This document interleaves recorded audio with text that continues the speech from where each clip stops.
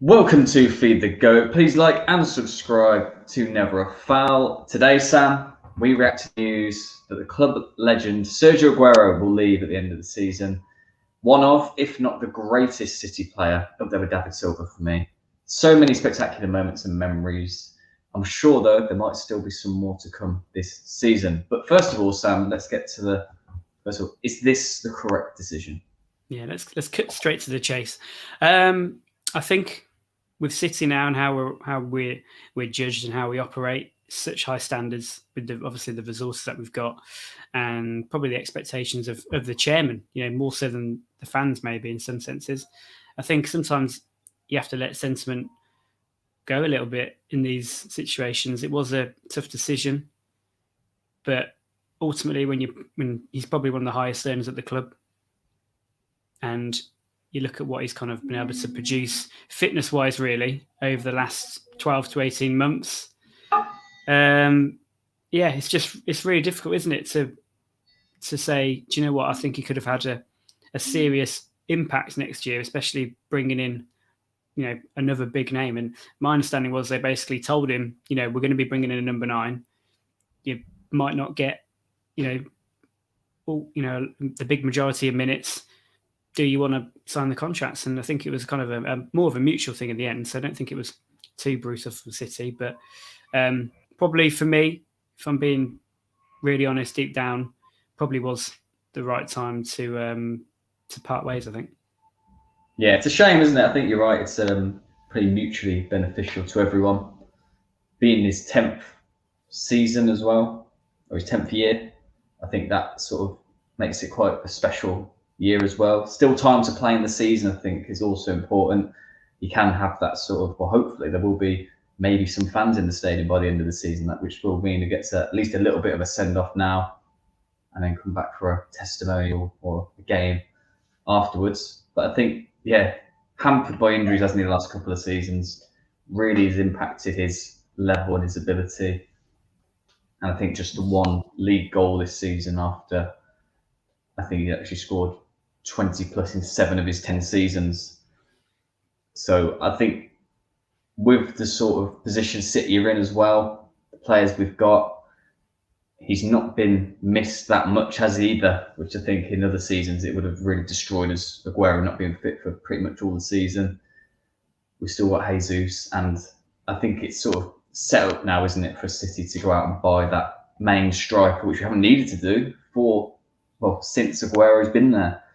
But I think as well, with him not playing regularly here, the age he's at, he needs to be playing, doesn't he? Really, I think he'll have a choice of a lot of clubs around Europe, which I guess is perhaps the next question of where do you think he's going to go? Yeah, I mean, there's big decisions to be made by his camp for sure. I think with what City have done, I think it does help pave the way for a new striker, whoever that is, and I think what is probably quite clear, especially the way City have operated before in previous transfer markets, that whoever their main striker is, it's probably 80 to 90% done. The groundwork's probably been done, and they're able to make this decision now because they've got somebody there, and they're now able to tell whoever's coming in that the striker position is yours basically. We can guarantee you the minutes because we haven't got an outstanding number 9. Jesus obviously offers a lot, but in a lot of games this season we've actually done really well without a striker as well. So there's a vacancy there, as to speak, and like you say, Aguero's been the main striker, the marquee player ever since he came in, really, and we haven't had to go big on a striker for so long because of him. So I think it's also a good challenge for anybody to come in and take over that mantle as well. I think that's an appeal to anybody. Yeah, it's the first time, like I said, that we're in for a striker, isn't it, really? That not just for that sort of backup role for that main striker. So, yeah, I think it's going to be a big signing. And like you said, I think in the past, City have been pretty quick on getting deals done as early as possible, not announcing until they're pretty much certain deals are going to go through. And I think, this announcement just for me cements that, we are going for that striker this summer. With Aguero, I think he has got a few options of where he goes. I don't think he'll be short of clubs, obviously being a free transfer as well. His wages are I think he's on about 230,000 a week at City at the moment, which I don't think is too high actually for clubs to want to pay for a quality striker like Aguero. Probably still got a good 1 or 2 seasons in him, especially in perhaps a slower paced league where he can perhaps manage his injuries a little better as well. I mean, the two that stand out to me at the moment are probably Barcelona. I think there's always that Messi link, isn't there? Going back to Spain where he played for Atletico Madrid. And perhaps Inter Milan as well, are one that if they perhaps lose Lukaku or Martinez, it could be an opportunity there. He's got an Italian girlfriend as well. So yeah, I don't think he'll be short of options, and some pretty prestigious clubs going to be in for him. Yeah, I think those two probably are the main ones, really. Possibly, maybe Juventus. They were looking for a striker last summer. I think they wanted Suarez, and that deal nearly happened, but I think it actually broke down with the medical, and then Suarez went back to Spain. So they've obviously got the capacity there to be able to bring in a big name player on decent wages. So maybe someone like that. Inter's definitely a good shout as well, especially if they lose one of their 2 big name strikers. They're going to want to do that kind of pretty instantly, find a replacement. And they seem to be hoarding a lot of ex-Premier League players right now into like a bit of the over-30s Premier League club over there at the moment. Retirement club in Italy. Yeah, but then they're on the way to win the league, so it's working for them. Barca, I did think Barca at first, and the Messi connection is the obvious one, but they have still got a lot of the wage bill to strip back, and adding another 200 plus to that may not be ideal. Saying that Aguero might take slightly, not a pay cut, so to speak, but maybe slightly less terms to go somewhere like that and play with Messi. And then it's whether Barca kind of want to keep going with this strategy of getting players towards the end of their, or kind of in their peak / towards the end of their career, like Griezmann. And obviously they shipped out Suarez. So yeah, whether they want that same profile, not sure. But yeah, the Messi connection is obviously a big one. And I think for all the talk that went on last summer, I think if Messi was going to go, it was going to be them. And now I'm pretty sure, 80% sure, I'd say, that he's going to stay at Barca. And I don't think they've ever played club football together, despite being the best of mates, really, especially in the international scene. And whether they'll want to finish that kind of chapter in Europe together, I don't know. Sounds nice, doesn't it? Yeah, I mean, I'd be quite interested to see it. And I think with Barcelona's financial situation, probably can't spend a lot of money, but perhaps could bring in still that marquee man on a free transfer. Someone like Aguero, who the guaranteed goals, isn't he, really? Playing with his buddy Messi keeps Messi happier as well. It's interesting times with the presidential election as well. They'll want to make that marquee name, I think. Yeah. So I think, yeah, it'd be a decent fit, be a pretty good fit. And also with Barcelona, the big money transfers haven't really worked out recently, have they? Griezmann, Dembele, Coutinho. So why not go safer with that sort of free transfer one? Yeah, definitely. Yeah, I think them and Inter, Juve are probably the most sort of likely at this stage. Yeah, I suppose the other thing is really the big question mark, and one of the must have been one of the factors in City and him agreeing to part ways is his injury situation, this knee that he's been trying to manage for much of the season. Do you think that he can kind of recapture any sort of his sparkling best, even for City, like between now and May, and then also going on into next year? Yeah, that was going to be a question for you, actually. I was wondering how much you thought he was going to play towards the end of the season. I think if City can tie up the league early, or as early as possible, I think he'll definitely get some game time. I think announcing it, before this international break, it seems to be a time for City, doesn't it, to announce things in international breaks when there is a little bit of a lull in the domestic campaign. And I think he's started coming on in games, hasn't he? So I imagine that he's getting closer to that level of fitness. Normally takes him a couple of weeks to get back to match sharpness. So I think he'll play a part. I think with leaving as well, he'll have a bit more hunger and desire to want to finish strong with City. And of course, he could end up winning 2, 3, 4 trophies potentially, in addition to, I'm going to say the Premier League is pretty much done. So he could go out on the ultimate high, which would be fantastic, wouldn't it? But yeah, I think he's got a bit to play. I wonder if another injury would really set him back. But I think perhaps going to a different league like La Liga, where it is less physical, would perhaps suit him a bit more. Yeah, he's had injuries. He's been plagued a bit, hasn't he, throughout his City career with a couple of injuries. He seems to be at least one a season. He tends to get and miss a few games. This has been the most significant one, hasn't it? Adding to that, he got COVID as well, so it has been a difficult time. And then Maradona passing away as well, I think, sort of added to the sort of list of issues that was going on with Aguero at the time. So not been his easiest year all round, really, has it? So I hope he can recover it, and I think he'll definitely play a good part in this City running. What do you think? Yeah, I mean the last few games, I'll be honest, I don't think he's going to start many, if any, kind of like meaningful games now between here and end of May. So yeah, I think you're right. It's probably the Premier League games. Hopefully we'll have a few left over from tying up the league. Fingers crossed. Yeah. And he'll be able to play and hopefully get some goals in those as well to top up his record a bit more. But if you look at for example, the Champions League games next week, League Cup final, don't see him starting any of those, which is a shame. But he is the kind of player which needs 4, 5, 6 games to get up and running, and he's not going to get that opportunity between now and the end of the season. He hasn't managed to get the opportunity for the last 18 months, which does make him a little bit of a risk for any club going forward, because he needs that flow of games to see him at his best. And if his knees flaring up a little bit, or he's getting little knocks, etc., niggles, then yeah, he won't find that, and you won't see his best despite his age. But I'm hoping that doesn't happen. Wherever he goes next season, as long as it's not United, then yeah, I'd absolutely love to see him banging goals. Do you think that he will stay in England at all? Do you think that's even an option? No, I wouldn't have thought so. I think we've seen with the other City players leaving, they've been going abroad, haven't they? I think there's so much loyalty to City. I'm saying this now, and they'll come back and throw it in my face, but I can't really see it. I mean, they are Liverpool United.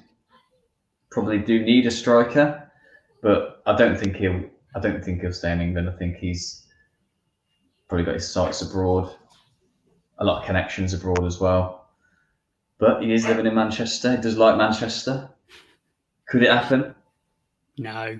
Can you imagine? That'd be horrible. But no, I think although from a financial sense, I think actually the English clubs are probably best placed to be able to offer him what he wants. But I think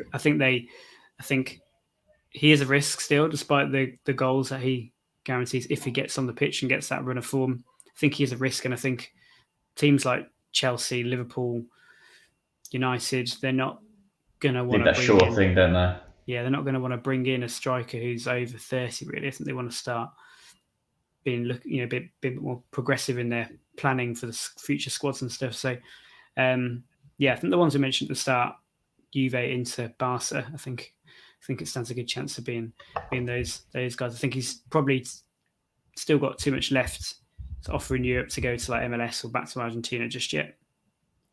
Yeah. I think he's that kind of player that would thrive in those leagues as well.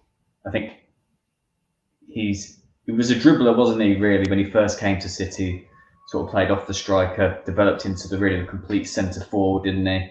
And I think he's just got such a powerful shot, hasn't he, that he could just play, just be a box striker, couldn't he, if he wanted to see out a couple of years as well. So I think he's definitely got time for it. I think it will just be managing those injuries, like you said. I mean, his goals record, let's just talk about that as well.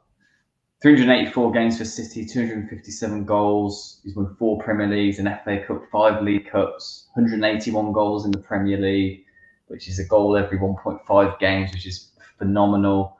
He's got a Golden Boot in 2015, 20 or more goals in 7 of his 10 seasons. And it's going to be a big hole to fill, but I think it feels like for the first time that it's the right time, doesn't it?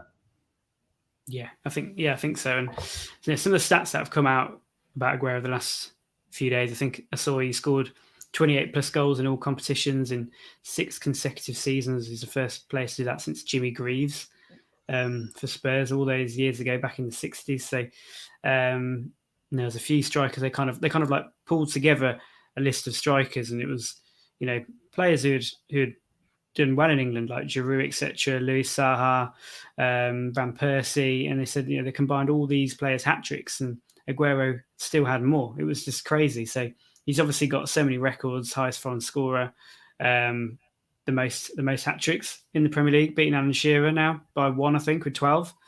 So he's got some unbelievable stats, and I think just from a nostalgic point of view, and I'm sure we'll do a top 5 Aguero moments or something at the end of the season when Definitely. It is all officially said and done. But yeah, just the amount of memories he's given to City fans. And I think we said it last night when we were doing our, you know, best 11 of the decade podcast that he was obviously in. No one ever thought that he'd stay for this long, really, when he came over from Spain. Obviously South American, much more suited to that Latin kind of lifestyle. And when he came over here, I thought he might play 2 or 3 years, be brilliant, but then go back over to Spain where he can enjoy a bit more sunshine. But like him and David Silva, they both just completely embraced living in England, the fans, the engagement with the club, etc., and all the memories that they've brought us. It's just incredible, really. And I always had David Silva kind of out on his own as my favourite City player, but now Aguero is leaving, and you think about all the special moments that he's produced for City, I can't separate the two anymore. It's impossible. Yeah, and he probably had the moment, I think, of my certainly supporting City, that QPR goal, just incredible. I think that's the most emotion I've had from a football experience, and that'll always be with me. His debut as well, best debut I've seen. So, but yeah, we'll go for our top 5. But yeah, I think City are getting players that are sort of going into that Real Madrid, Barcelona mould, aren't they? Where they do stay. Once they're signed, they stay until they get to the point where perhaps actually they're not good enough to stay, or there's the next player coming along. And I think we're probably going to see it with Bernardo as well, and hopefully with the likes of Diaz, Cancelo, players like that they're going to stay for the long haul as well. But it's the end, isn't it, really? Him leaving is the end of that original title-winning team. It is. They've given us their best years, their peak years. And the other thing also with Aguero, and it applies to David Silva, that you never heard anything off the pitch in terms of that was like disrespecting the club. There was no rumours about him ever leaving, really. Nothing, you know, concrete ever kind of materialising that front. It wasn't like a Toure situation where they were haggling over new contracts, things like that. Or like countless players we've seen down the years who have kind of had a few years and then jumped ship and gone to those, you know, big Spanish giants or whatever, like Sanchez or Hazard and whatnot. So yeah, his loyalty has been incredible, him and Silva. And yeah, it's just unbelievable that we've been lucky enough to see this level of player. And yeah, I'm glad you mentioned 93-20, because it's hard to, you can't talk about Aguero and not mention that moment to produce probably the most iconic moment in Premier League history, the most dramatic moment, and probably my greatest moment in sport. And I don't think it's going to be beaten, to be honest. And then to not only kind of like just be defined by that, like someone like Mario Götze, who scored that World Cup winning goal, and he kind of settled for that, but to then consistently produce for another 9-10 years, season in, season out, you know, home and away against any team, and his record was spectacular against the big teams as well. Just incredible, really. And I think you said it to me yesterday that I don't think that goal scoring record he's got for City now is going to be beaten in our lifetimes, anyway. No, completely agree. I think we've seen it even with other big clubs. It's very rarely stay for this amount of time. Even with like United, it's sort of a 5-year period, isn't it? And then the next one comes along. Rooney perhaps being the exception to that. Aguero's been that for us, you know. Tevez, when he went AWOL, Aguero stepped up. Tevez couldn't really get back in. Dzeko, great record for City, but was always in Aguero's shadow.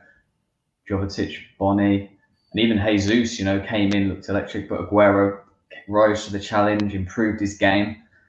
made sure he was number one. And I think that's another thing that just shows, the commitment he's got. Could easily have said when Jesus came in that, no, I've been number one and you just ousted me, I'll go. But didn't, stuck with it, and perhaps actually seen his best sort of goals to minutes return actually under Guardiola. So yeah, he's been amazing. I think you're right, up there with David Silva as City's greatest player, certainly in our lifetime, and been a part of City's greatest decade.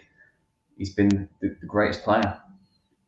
Yeah, 100%. And I'm even pleased and surprised that you managed to get Wilfried Bony involved in this podcast as well. Well, he deserves a mention, doesn't he, for all those? Oh no, he didn't score that, no. Maybe we'll do a top 5 worst Manchester City strikers. You might have to do a top 15. We'll have Wilfried Bony and Bernardo Corradi fighting it out for first place. Oh dear. Joe in there as well, maybe. Jeez. Yeah, but this is all about Aguero. He's finally moving on. It's great time, and also getting a statue as well. I think thoroughly deserved, along with Company and Silva. I think they're the three, aren't they, that have just typified this last decade of City. And yeah, Aguero, the last of what might well go down as City's greatest ever bunch of players. So yeah, phenomenal. Quite possibly. And like you say, he's the last one of this sort of the first title winning team. We've seemed to be losing one every year. And now they're all gone. This one does feel like almost the most painful one, really. Now Sergio is the last one, and the fact it is Aguero as well. He scored that goal, he won the league. But yeah, it's going to be difficult to be tops this group of players, because these guys will always be the first, really, of this, kind of Man City rebirth that's happened since we got taken over. So I'm hoping and I'm sure there's going to be many more players to win league titles with us, but whether they can kind of ascertain the same status and the same love from the fans is going to be very difficult. Big shoes to fill. Yeah, going to be very hard to top, I think, especially with the length of service and the records that he's broken. Like that goal scoring record, I think is there to stay, because I don't think anyone's going to score that volume of goals or stay long enough to be able to do it. It's really phenomenal when you look at that record. When he first came in, you knew he was a special player, but to get to that level, just incredible. Yeah, incredible. We love you, Sergio. Yep. Thanks, Serge. Yeah, and we'll do our top 5 Sergio Aguero moments as well. A true City legend. And yeah, hopefully if he gets an important goal in the Champions League this year, then that could challenge 93-20. I feel like there might be one more special Aguero moment still to come. I hope so. 4 competitions. Wait and see. Hopefully he'll play a part in all 4. Well, thanks for watching, guys. This has been our reaction to Sergio Aguero leaving City. Please like and subscribe, and we'll catch you on the next one. Let's go.